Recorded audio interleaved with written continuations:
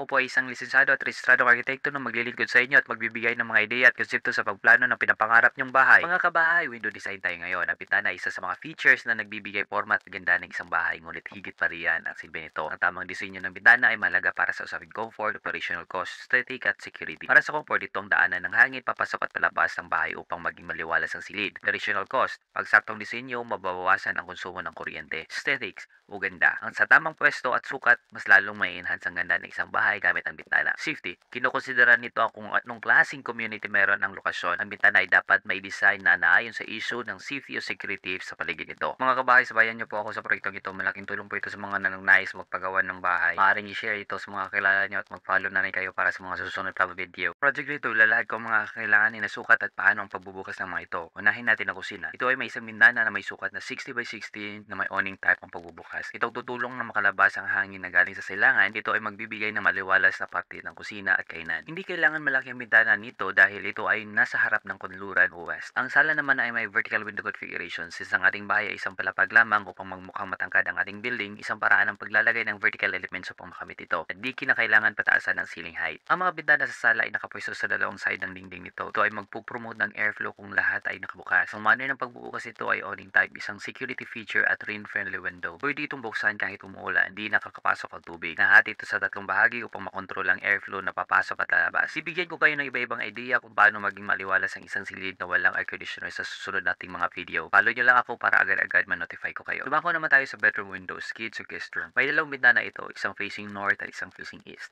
Sa facing north, nakaangat ang window sill nito hanggang 82 cm mula sa floor line. Di gaya ng counterpart window niya na nasa eastern side na pa-vertical na may window sill heights na 40 cm lamang. Ang east side window ay kukumplement sa right side elevation window at door composition. Nandun pa rin ang balance na makikita sa exterior nito. Ito rin ay makakatulong para ma-admit ng maraming liwanag sa loob ng silid. Ito ay may tatlong hati din na opening na awning type gaya ng living room. Alam niyo ba na kung gaano kalaki ang dapat na opening ng isang habitable room? Ayon sa Building Code ng Pilipinas, ang isang habitable room ay dapat may opening na di bababa sa 10% ng floor area nito o di bababa sa 1 square meter. Ito ay nakasaad sa Rule 8 Section 808.1. Dagdag pa, sa Section 808.5b to c, kinakailangan sa panahon ng emergency ang bintana isa sa paraan upang maging labasan nito. Kinakailangan na ang window sill o ang bottom part ng opening na ito ay di tataas ng 82 cm sa finished floor line. Lapad na 82 cm at 100 cm na tindig. Ang bintanang ito ay magkakaroon ng casement type opening upang magampanan bilang labasan kung kinakailangan. Para sa proteksyon laban sa mga masasamang loob at insekto, lahat ng bintana ay may security screen accessories. Next, ang bintana sa paliguan. Gaano ba dapat kalaki? Ayon sa Rule 8 Section 808.1, para sa palikuran, laundry area at mga kahalintulad na gamit, ito ay may 1/20th sa floor area nito na di bababa sa 0.24